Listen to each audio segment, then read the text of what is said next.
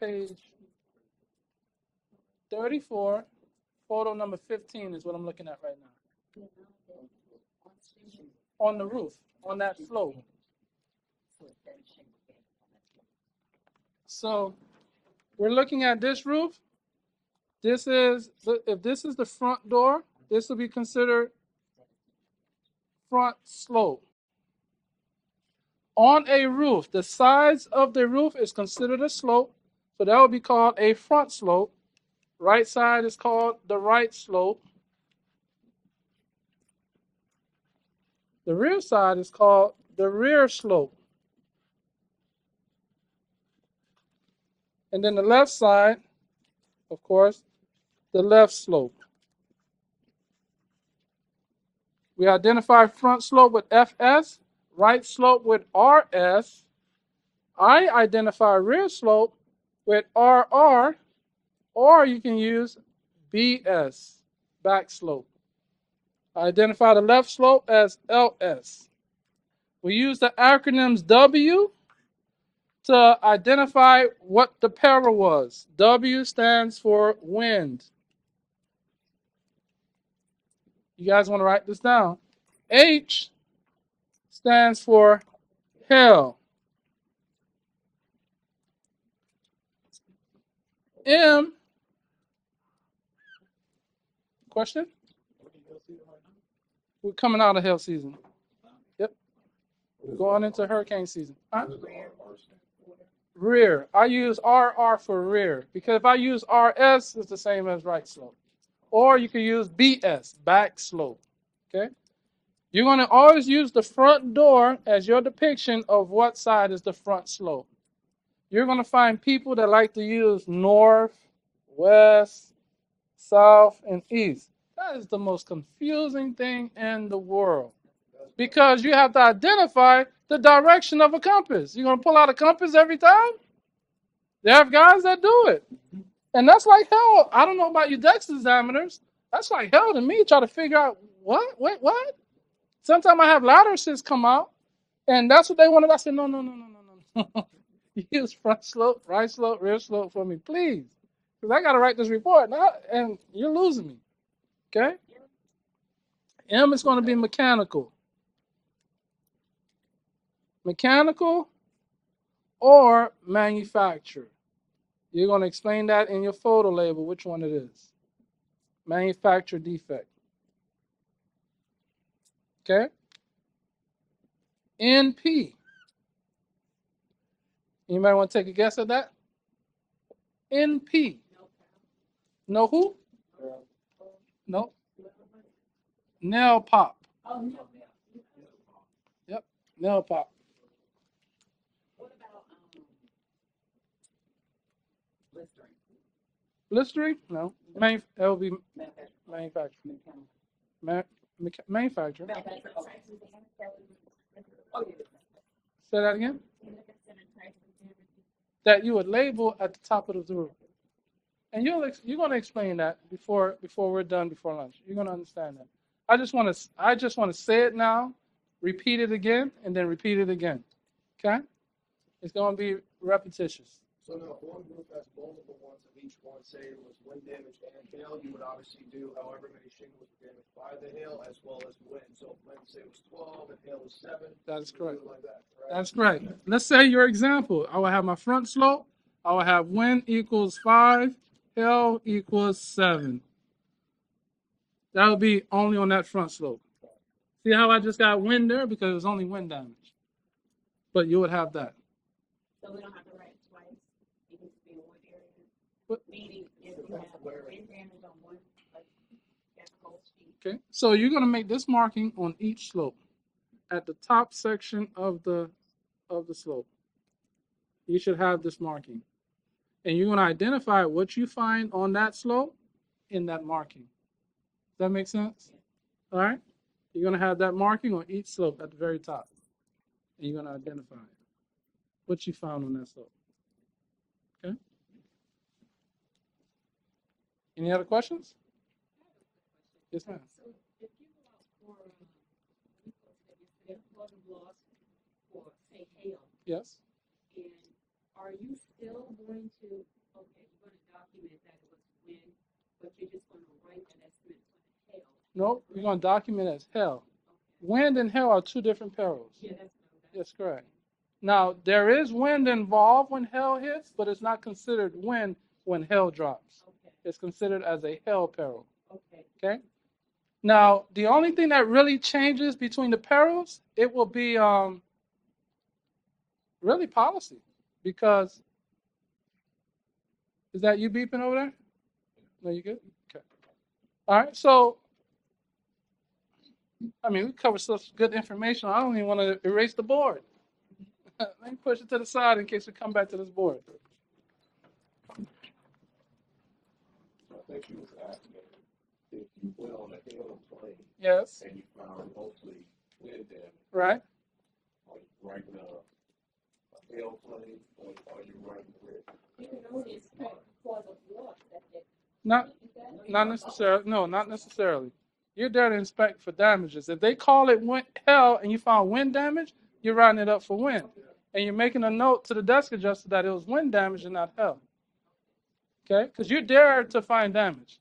You have to identify when the wind came through and you know you had a hailstorm. Right. So you have to identify when that wind came through. Depends on the carrier. All right? They're going to tell you if you need to go and look up a weather report to confirm it. Most of the time, desk adjusters are doing that. Most of the time. That's what I just said. Yeah, absolutely. But once the hail starts dropping, it's no longer just a wind event. It's a hail event. Okay? Because wind does come with hail. So what if there was wind damage prior to there being hail damage? How do you, versus, you know what I'm saying? Like it's already damaged. Okay. Then it had hail damage. Okay. So how would you write it down? Okay. Because the wind So damage you already done happened. right. So that's really two questions in one, and I'm going to try to answer that for you. And maybe it'll simplify the answer to your question, make it a whole lot more simpler. So the answer is going to be so simple, you're going to be so surprised. Huh? They told us you can't have over the I'm going to get to that. I'm going to get to that. And that is so wrong. All right? That is correct. Okay? So, the answer to the question, how do I write the claim? You just write the claim. You write the estimate to replace it. The only difference comes in is in Xactimate, there's a box there that called peril. It may come in preloaded as hell, as the peril. Just go in there, hit the drop down box, change it to wind. Problem solved. Just that simple. And then write your estimate to replace the roof. Just that simple. You have some carriers that will say, well, if they call it in as hell and you find wind, we're going to deny it because they called it in as hell. That's just another way to deny the claim, which is wrong. Okay? Their policy, and here's when I said there's two different types of policies. You have all peril, and then you have hurricane. Or they may call it wind policy. And then you have flood policy. Okay? And this is where we get the Different deductibles. Deductibles, that is correct. So this is all peril. All peril consists of, guess what? No. Guess what? Everything except power. No, it includes wind. It's flood. It's water. Right. Right. So all perils include, now remember, hurricane policy is called a wind policy. But guess what happens in all peril? Wind. You get storms up, you get wind gusts up to 60 miles an hour. Right? Hail, lightning. I'm going to get to that. Okay? Wind, hail, lightning, Plumbing, same as water damage. Fire. Um, Sewer backup. It's not covered unless you have the endorsement, of course, but sewer backup. Theft. Vandalism. Okay. War is not covered. All right. What's that? Volcano, no, it's not covered. That's an act of God. I know, but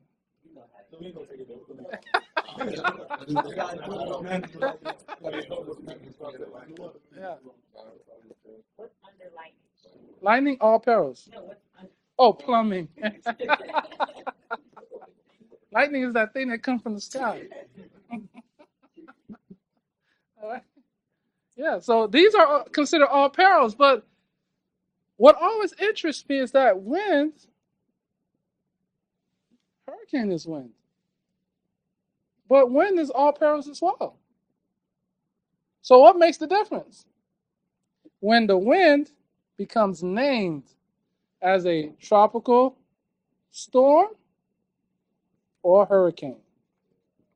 When it is named, now it falls under that special policy. When it becomes a named storm, now it's a whole nother policy. And guess what? A whole nother deductible. You can have $5,000 deductible for a hurricane, and then you have a $1,000 deductible for all perils.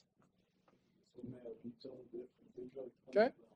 Now, all these extra stuff that I'm telling you, that's not in the booklet. These are all client specific, but these are good things for you to know as an adjuster. All right, and these are things that, again, I keep saying it. I say it so much because I'm trying to speak it into existence. Because you know how you can get lackadaisical and comfortable, like I don't feel like doing this for real, but you make the commitment enough and you tell people you're going to do it, and then you do it. Okay, but these are what's going to be in those other classes. Okay. In addition, if a tree falls, fallen tree would be trees and landscape. All right, would be covered during times of all perils, but trees and landscape are not covered during hurricanes. And I know. All right, so trees and perils, if lightning strikes a tree, you get the whole tree replaced. If lightning strikes the tree during a hurricane, you don't get the tree replaced. Is there lightning during hurricanes? Yes, sir. And you don't get it replaced. All right? If your landscape, something happens to your landscape during all perils, you get it replaced. If something happens to the same landscape during a hurricane, you do not get it replaced.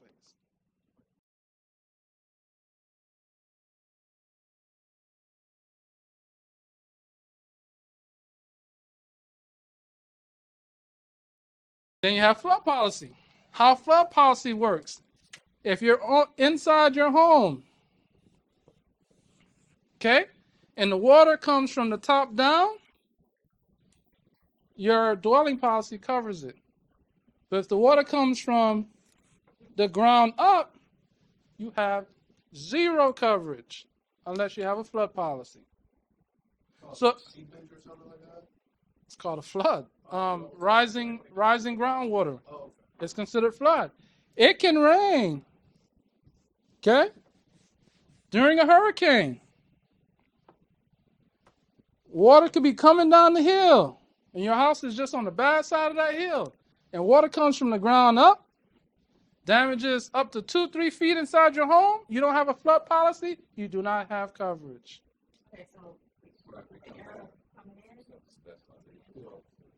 Say it one more time. We're going to go with you, and then we're in the corner. Go ahead. Okay. If the water comes from the top down, you have coverage. If it comes from the ground up, there is no coverage. Ground up is rising groundwater. Okay? Yeah, it's 1. I think when it becomes sewage and stuff like that, it's 3. Yeah, that's water backup. That's correct. When the water's contaminated. But with the L coming down, that would be, it would have to maybe like, the man would have to have distance to the shingles to make the water come down. Doesn't matter. What matters is the type of policy you have. If they have wind-driven rain, or if they just No, I'm cover. saying just so that they can be covered. But that's for the flood? Yeah, that's what I'm saying. No. When the water comes from the ground up, now you need a flood policy. Well, I'm talking about when it's coming from like the roof. No, when it's coming from the roof, no flood policy coverage will cover that. That's going to be your regular policy. Okay. Yeah. So when it comes down, it's your regular policy. Okay. When it goes up, that's a flood policy. When it comes down, okay. So when you have water damage, if it comes from the top down, it's covered by your standard homeowner's policy. Okay, that's what you meant.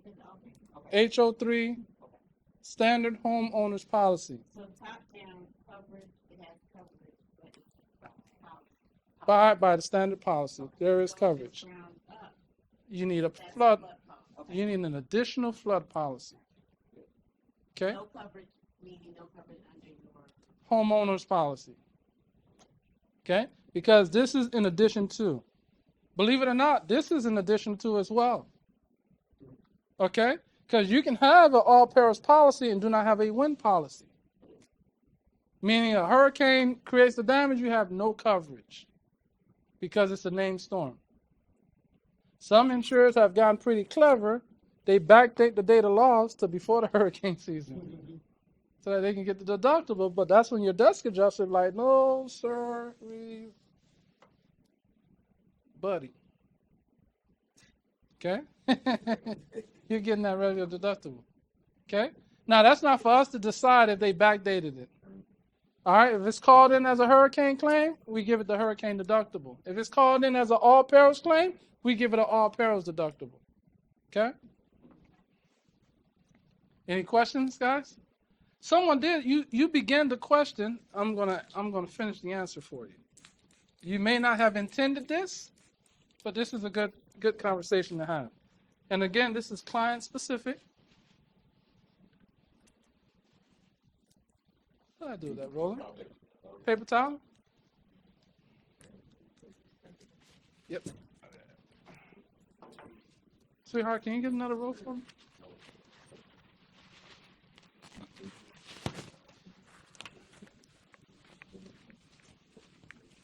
All right. This also, don't stress if you don't remember it.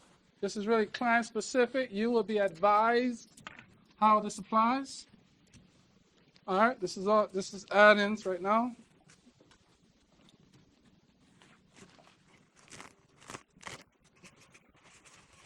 I think after this one, I'm gonna try to keep my add-ins for the end of the week. But since we're talking about this, let's talk about it. So, we have a roof, right? And we have a home. You got windows and a door. So we have a storm that comes by, rains on the home, and there's water stains in the ceiling inside the home. You go and inspect the roof, and there is no damage to the roof at all. That's correct. When this happens and you cannot establish a opening on the roof, the damage to that ceiling is considered to be wind-driven rain. Okay? Whether it's covered or not is a different story. However, the cause of that leak is wind-driven rain. How and why do we call it wind-driven rain? Water has a way that if it can find an opening, it's going through it. If you have an opening, water will find it. Oftentimes, you have this ridge vent up on the top of this roof. If water is blown in at a certain angle with a specific force, it's going to go into that ridge vent and come down. But it has to go at a certain angle at a certain force. It will happen every single time because of the construction of that vent. So like the ridge vent is not like it's still open, right? And then just put the That's correct. the So cap on there. that's correct. I have no idea who came up with this invention, but it sucks. Right. So here's the roof, right? Here's the plywood of the roof. There is a hole in the center of that roof, at the very top uppermost part of that roof. And how they use that, they allow that to allow heat to be able to go up because heat rises, right? So heat in the attic goes up and comes out of there, that little hole. So to prevent rain from easily entering it, and the term is easily entering it, they put what's called a ridge vent on top of that hole. It's literally a gaping hole in that roof. But they allow it to allow the vent, the hot air to come out of that roof, because if they don't, that will extenuate the deterioration of the roofing material. The heat is just going to cause it to fall apart because of the thermal. All right, all that heat is going to heat up the wood, it's going to heat up the underlayment, it's going to heat up that shingle. And that shingle is just going to be like, I can't take this no more. So they got to figure out a way to get the heat out of that attic, and so they come up with these ridge vents. There are other ways. They can use turbines, all right, to get the hot air out of that. They can use off ridge vents, which is the same thing as a ridge vent, but it's just off on the side. There's a big old hole there as well, covered with a can. And then it can use regular roof vents or turtle box vents that look like that. All of them have holes. All right, it's just harder for it to get into one of these vents as opposed to the ridge vent and this guy here. Okay, so water comes down hard enough, splashes on the roof, goes right inside the vents. Wind-driven rain. Hold the question. So now it becomes an issue. Does that carrier provide for wind-driven rain? If they don't, their stand is going to be, there has to be a storm-created opening for them to be able to cover that damage. Meaning the wind has to rip off a shingle. Any one of the shingles. Any one of what we consider damage. If it's creased, missing, or impacted. All those are considered storm-created openings. Even the hail impact is considered storm-created opening. Because if you had a piece of shingle, right? Let's just say that's a sheet of shingle. The hail comes down and hits that sucker and creates a dent in that shingle. It literally creates the dent. And that dent may create little pores, openings to allow water to get in there, and it removes the ability for that shingle to shed the water. The legal term, it loses its water shedding capabilities. All right, so that's still considered a storm-created opening. So, is wind-driven rain covered? Depends on the carrier. And you would learn that in your orientation, your carrier guidelines that you're going to request. Okay? If any manager is worth their grain and salt, they're going to give it to you when they onboard you. But we know that not all managers are the same, okay? Not all supervisors are the same. You can't skip Jeffrey, man. Go ahead, Jeffrey. What was your question? So, I'll ask you about a flat roof. Would it be still labeled the same way? Flat roof? No, it only has one slope. It only has one slope. A flat roof? Flat roof is just, yeah, it just has one angle on the roof. That's it. Well, yeah, I mean, I increased the angle on it, but a flat roof is a flat roof. When the slope is 2.5 or less, it's really considered flat. All right? I mean, you're thinking of just a flat roof. just completely flat. But there is a slope in that roof. It's not zero. All right, the reason why there's a slope because the water has to shed. It has to go this way, that way, or this way. You just can't see the slope. It just appears like a completely flat, but no. You can't do it. Otherwise, this becomes a bowl, and that whole roof is coming down. You understand what I'm saying? Every roof has a slope. That's correct.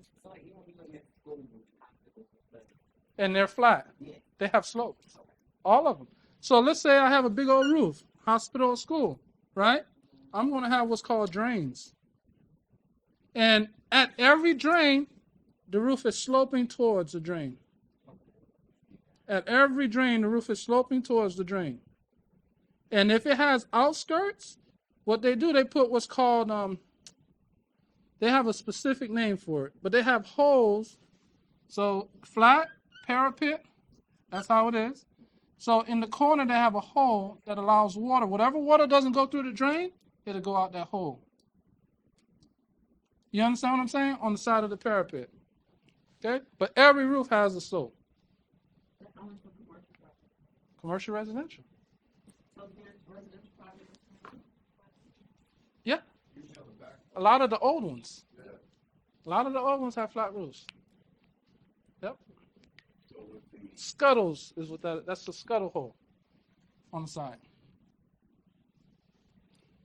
So with the winter rain, there's the ceiling, there's the damage over, they're not reflecting anything on. Policy specific.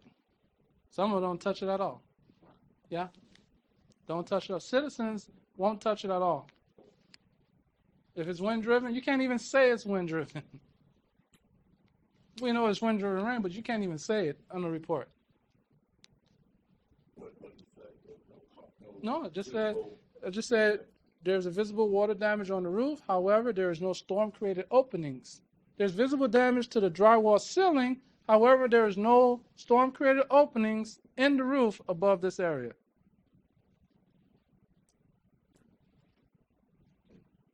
So would they cover it? They will not cover it unless it's a storm created opening. Unless you can find visible damage on the roof, they will not cover it. Tower Hill will cover it, but citizens won't. Okay? What's their rationale is? I don't know. I really don't. All right, so we see more damage, more labeling of the damage. All right, that was a roofer guy. Now, guys, I want to note, see this guy in the roof? He's a contractor. All right, he sells roofs, right? It's okay if he's in the picture, but we cannot have insureds in our pictures at all. No insureds in your photos. I always joke with him and say, hey, you mind moving because I don't want you to charge for royalties? That kind of smooths thing up, you know, with them so you don't come off as rude with them. And most of the time they're like, you say, you sure? All right. All right, more damage, more damage, more damage. And guys, I know we're going through this, but these are samples and we're going to go through it again. Okay? These types of damages are all in those books. That's correct. Helps you identify them? That is correct. Yeah, and so I told you guys this was $20 at the time I bought it. Yeah, they were. But I'm assuming, my assumptions, you know what assuming does to us, right? You guys ever heard that? Okay. But I'm assuming that they figured out that they can make a killing out of certifications. And they created the certification. Because when I bought these, they had no certification. There were no Hague certifications. But now these are no longer available. But guess where you get them from? In the certification class, in the PDF format, not even books. Yeah. They were $20 when you ordered it. But So you would advise. I highly advise you get it. Highly advise you to get it. All right? Yep. PDF is good too. You can take it anywhere you want. All right? Highly advise. I had that book ever since I started. Okay? Right. So, remember I explained that when you're on the inside of the house, you take an overview of the room. If there is damage, you take additionals. Okay. Overview. There's damage here. All right. See how you have more ceiling damages photos in the living room because there's damage. Now you're taking additional photos. Don't take the same angle. Living room overview. All right. Now I have the opposite side of the living room overview because there's damage. There's damage. It's not too clear here, but you guys can see the water staining, right? You can see it a little bit. All right. Water staining in the ceiling. It's hard to see it because this is a printout. Can you see it in yours? Yeah, the discoloration. Right? You can see it here. I'm colorblind. I can still see it a little bit in there. All right? You can see it. No, you can't?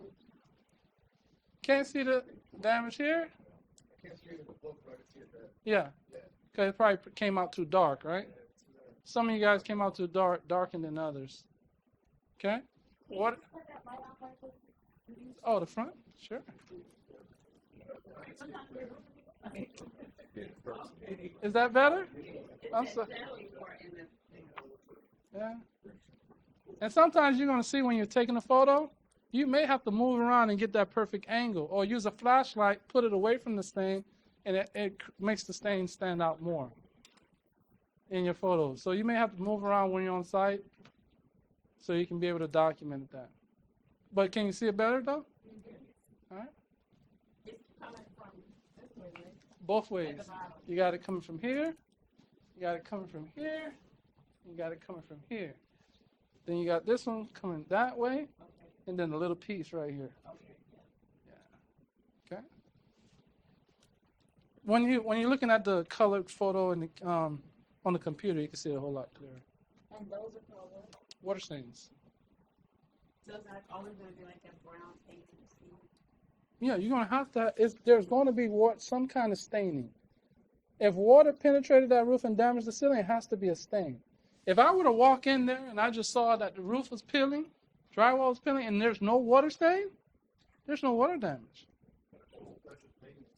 It's not even old. What it is, that's humidity. That's humidity causing that thing to separate. All right? And it becomes a maintenance problem, right? That's not a peril. Most of the times you see that in garages, where you see the garages are peeling off and separating, and it looks like something came through, but no, that's only humidity. All right? Because when you go above your ladder, look in the ceiling, there's no insulation in the garage. That's why your garage is so hot.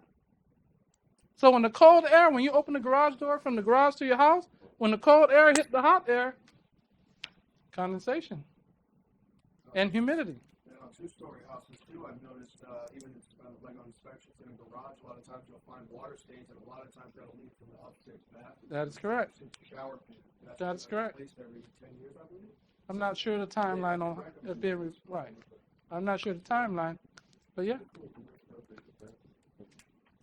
Okay. Okay. Yep. All right. Here's your garage.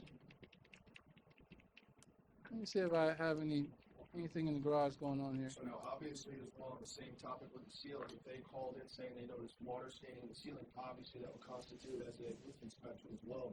That's right? correct. Just to rule that out. Absolutely. That is correct. That's right. That is a good point.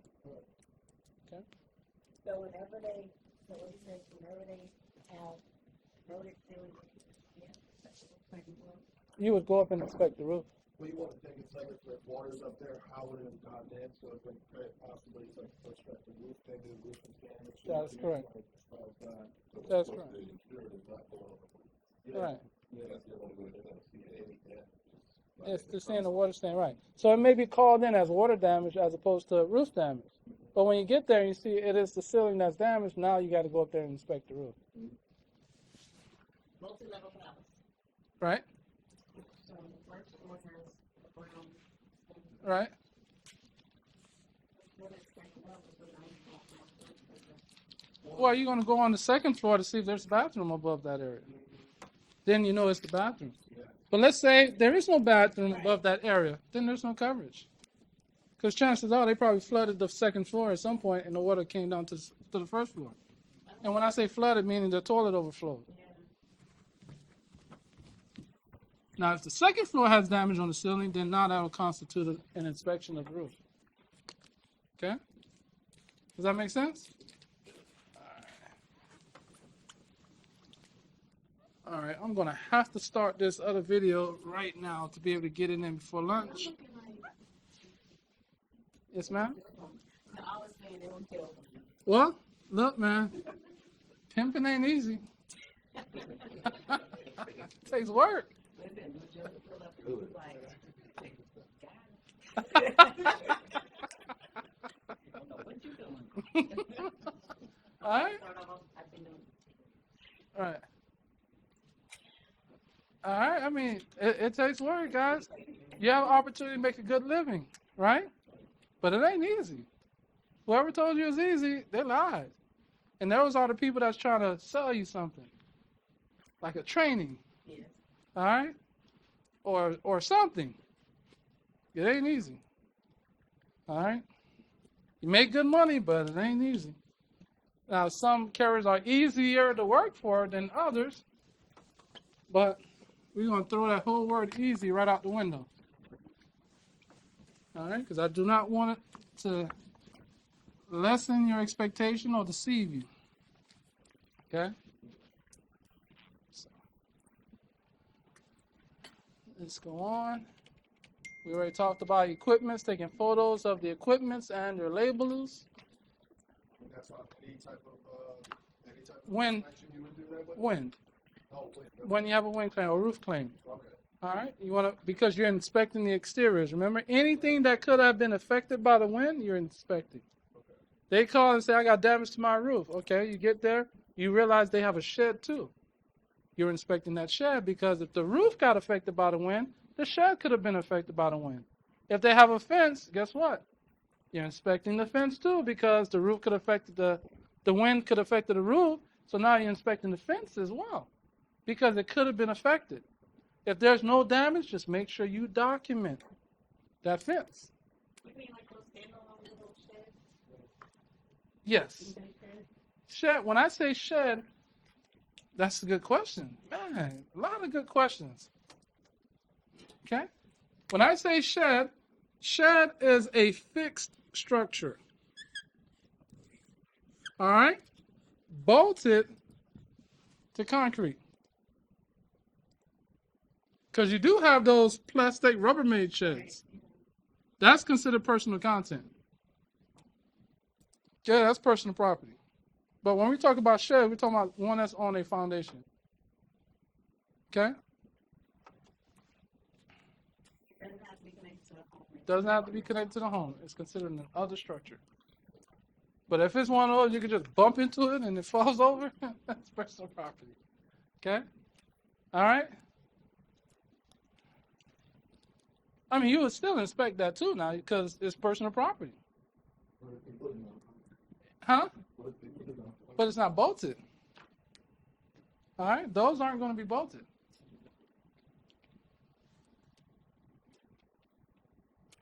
And that's other structure. That would be considered other structure. The shed would be considered an other structure. So you have the screen enclosure. All right. Document the fence. Anything that's outside that could have been affected. Ooh, we're going into Exactimate, peoples. Make sure we get our Exactimate running tonight because we're going to start that tomorrow. Okay? We're going to start it tomorrow. I was supposed to start it this afternoon. We may get to it. Yes, sir. Okay. How are we depreciating? Depends on the policy.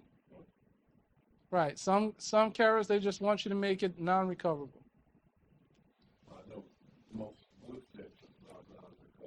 Right. Non-recoverable vinyl fences? They haven't did a lot of the traditional vinyl fences, but you really can't. If they cut it up equally, you really can't tell. Oh, I'll just give it a number. There's something interesting about depreciation. Most carriers, they're not really going to hold you to the years of your depreciation. They just want to know that you did it. They want to know that you took that into consideration and you applied depreciation to it. They're not concerned about how correct and accurate you are. All right? Now, if you're doing a roof, it's a 20-year roof, they're going to have a problem if you put 5 years on there because there is a date that you can attribute to that roof. And if nobody knows what that date is, you attribute it to, in your professional opinion, what you think it is. And they're going to trust your professional opinion. Okay? They just want to make sure you did it. And you want to be as accurate as possible, but if you don't have anything, now you just got to give your professional opinion. Okay? What that depreciation is. And we're going to talk more about it when we get into estimating. Okay, you guys should have this diagram in your booklet. Talk about the anatomy of a roof, right? Flat roof is flat roof. Rain gutters, we all know what rain gutters are. I want to point out to you that a hip roof, a hip edge, is going to be that extra slant on the roof where you have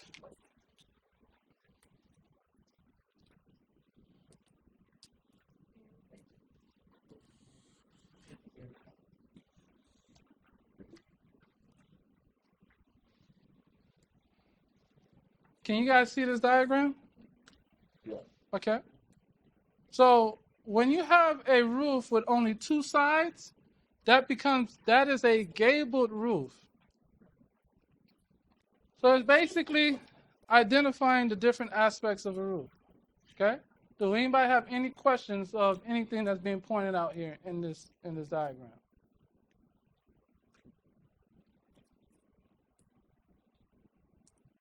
Okay, so the gable has Gable has two sides. Gable or rake, this can be called in either one. No. So looking at the stitch roof, right? The reason why it makes it as a gable because it has a gabled opening. This edge right here is just a gabled opening. Okay, so it is a gabled roof. A lot of times policies are more expensive if you have a gabled roof. Reason being because the wind can come and hit this corner and push these two sides out. So your policy is more expensive. Homeowner's policy, that is. However, if you had a hip roof, meaning you had an enclosed side, well, now you have that enclosed side, a hip, which is illustrated here. You have the whole side that comes out at an angle, closes that gable. Now that's a hip roof. And policies are typically cheaper because this is not susceptible to the structure of the roof getting damaged because the wind will come, hit that side, float over it, and keep on going. As opposed to a gable end, it'll hit this side and want to push the framings of the soffit out. Okay? So this is a gabled roof because it has a gabled opening. Okay? See the idea? Gabled end. What you're referring to as the rake, which I hate the fact that they do this. All right? So whether it's a gable or a gambrel, this side of the roof, this edge, this roof edge, is considered an eave. Okay? This roof edge is considered a rake. Tell me what's the difference. Right. I mean, one is horizontal, one is vertical. All right, but they want to call that the rake to create a difference because along this side of the roof, you do not get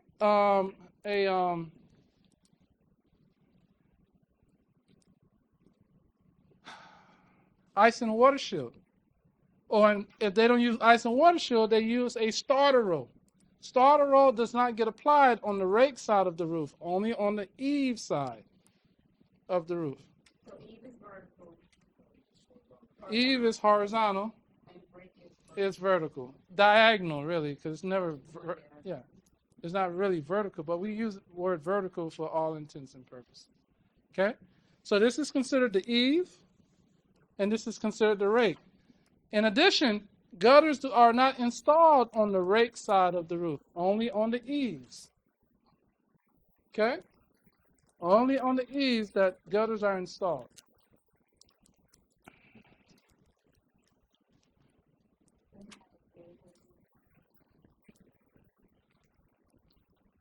What's the question? Are there different types of? Oh yeah, there's a whole lot of different types of roofs. We're going to get to that. Okay, we're going to get to the different types of roofs. I want to point out a couple items that are often overlooked on an estimate. You see this area here where you have one structure built up against another structure and the roof is totally separated?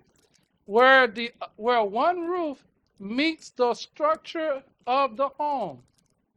The vertical structure of the home, that is called an abutment. Where one roof meets the structure of a home. Where it meets, there's a flashing there called L flashing. An exactimate is called L flashing. Roofers normally call. All right, this is your add-on. Okay, you finna get a receipt. I see a button, but I see it pointing to somewhere else, and you were over here with the flash. It's the same thing. Oh, okay. One roof meaning the other structure, where it butts together. Where it butts together, yeah, butt. It's talking about going. Huh? There is a flashing underneath it. Yeah, there is a transitional flashing because you're going from one roof to the other. Okay. What I want to point out is that where the two structures meet, there's a flashing. That's the concept I want to point out. Is that there is a flashing where two materials meet. Oftentimes that flashing is overlooked. That flashing in exactimate is called L flashing because it's the shape of an L. Okay? Another word for that same flashing is roof to wall. Roof to wall flashing. Oftentimes, that is forgotten in an estimate. So you're saying when the flashing is where you have two roofs, where a roof meets with the wall. okay, so that's it. Okay, so I see that straight. Okay. Where the roof meets, here's the roof, here's the wall of the house. Flashing right there. Yeah. All right. Right where the roof meets, there's an L-shaped flashing. Because one side goes on the wall, the other side goes on the roof. So what do you mean is this on the estimate? Like cement? Yeah, a lot of times people forget about that line item. Because you have to replace it. Yeah, you have to. Damage. That's correct. Chimney flashing, step flashing. Okay. And what's that flashing? Step flashing is this. That's a good question. Step flashing is another version of L flashing and roof to wall flashing. And the reason why they call it step flashing, because let's say you have the roof, right? And then you have the chimney. You have the chimney here. So it's the same design as an L flashing, but it's in sections. Smaller sections than your regular. L flashing, you can get them in 10 to 12 foot lengths, right? Chimney flashing comes in 2 foot lengths, 4 foot lengths. So what they'll do, they'll apply it here, then they'll come here and apply it at an upper section, then they come up a little bit higher and apply it up higher and higher. So you see the step, that's why they call it steps. That's the ugliest thing in the world, but they use it, especially up north. I'm going to show you pictures of these flashings, okay? And the abutment is the, Where two roofs meet. and the flashing is underneath. That's correct. There's flashing underneath it. That's correct. Okay? We're going to talk more about fascia and soffits later. All right, that's your 3-tab shingles. You see why it's called 3 tabs? Okay? There's 3 tabs to each piece of shingle. That's your laminate shingle. Those are 35-year shingles. These 3 tabs are 20 or 25-year shingles. All right, if you bump into a 20-year shingle, you must use 25-year shingles to replace it because they do not make 20-year shingles anymore. These are laminated shingles, also called architectural shingles. The same thing. These are 35-year shingles. They were designed to last 35 years. These are called dimensional shingles. They're meant to last 40 or 50 years. All right, you'll find these shingles on commercial buildings that look like houses. Okay? You know how you have doctor's offices? They look like a house that was converted to office, but it's actually a doctor's office. You'll find shingles like these on those type of buildings, commercial buildings. This is a concrete slate roof tile. No, you have these down here. Naples, Fort Myers. Yep. Naples, Fort Myers, you're going to find these. You actually find these in Opelika, Hialeah, too. Yes, sir. All right. Your S-style concrete tile.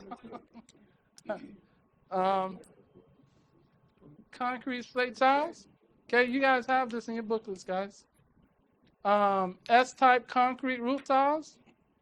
During the hurricane season, I pull up to a building like this, cash registers going off in my head. All right? Lot of money. On a regular shingle roof, it'll probably cost $17,000 to replace.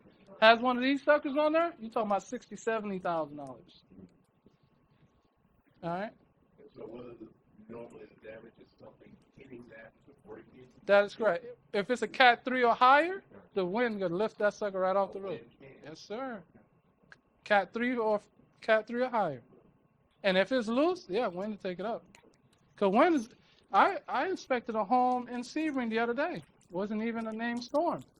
It was a real bad hailstorm that went through there. And the owner told me he heard the roof doing this. And he had a clay barrel tile roof. Of course, you know, when they tell you that, you're like, yeah, okay, whatever. Right? I flew my drone up there and I'm like, yes, that's exactly what happened. All right? Remind me to show you the footage of the drone, okay? S clay tile roof. So remember we talked about manufacturer damage?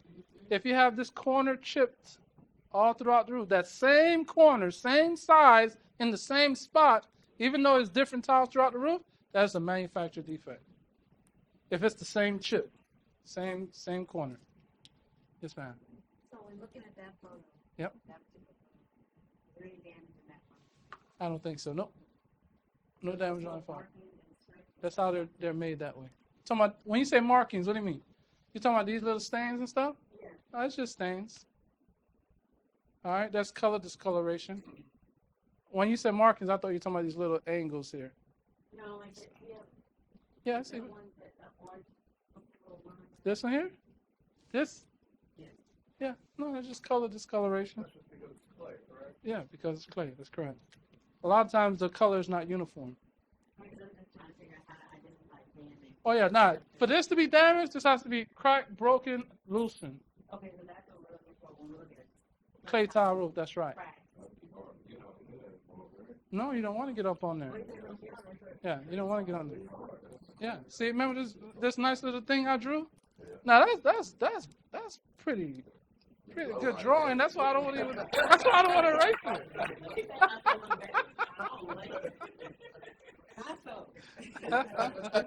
Huh? I mean, look at that. Look at that ladder, 3-point. Yeah, you saw the vision. That's pretty bad. I will.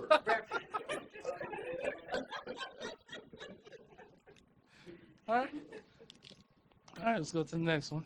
Okay, so with clay tile roof again, well, that's cracked Broken or dislodged. on this line. That's That's correct. what we're looking for. That's correct. You're not looking for cosmetic damage. So there was, Very rarely you have anything cosmetic that's covered by insurance.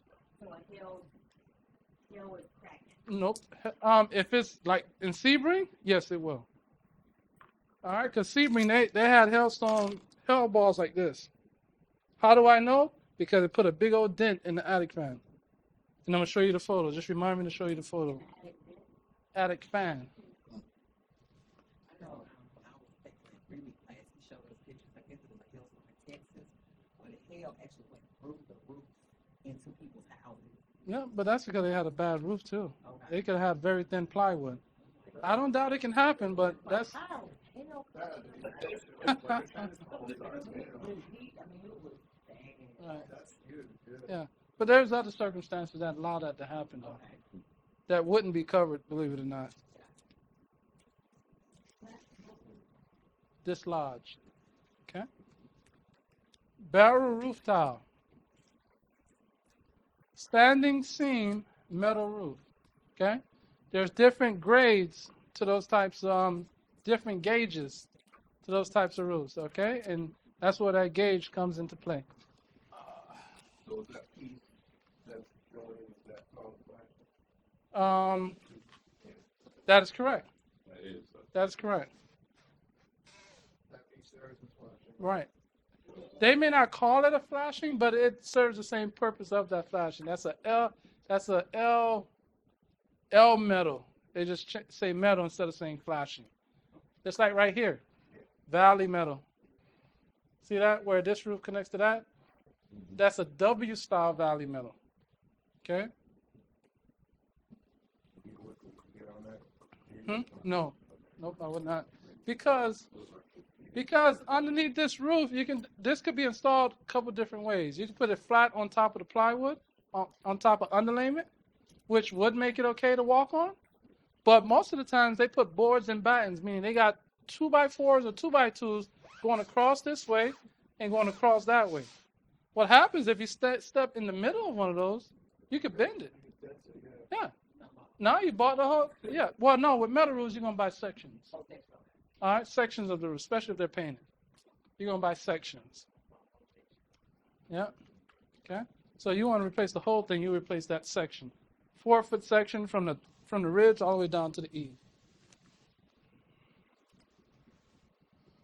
All right, this is your standing seam metal roof as well, but it's more called corrugated roofs. Okay. Or there's another word for it.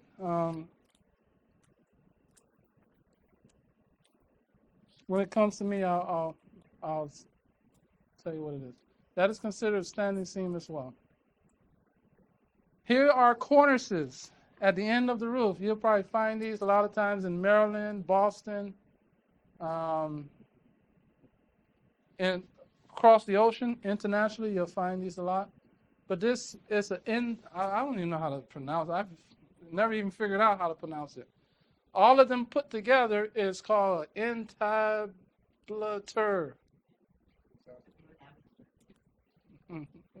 What you said. All right.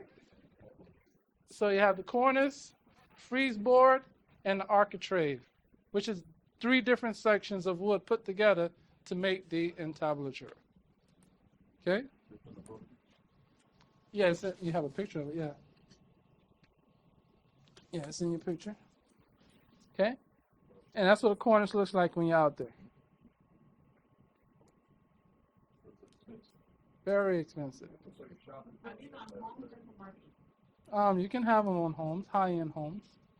Yes, ma'am. All right, your different fences. Okay? And you have this all in your booklet, how to identify the different fences. Because there is different costs to different designs.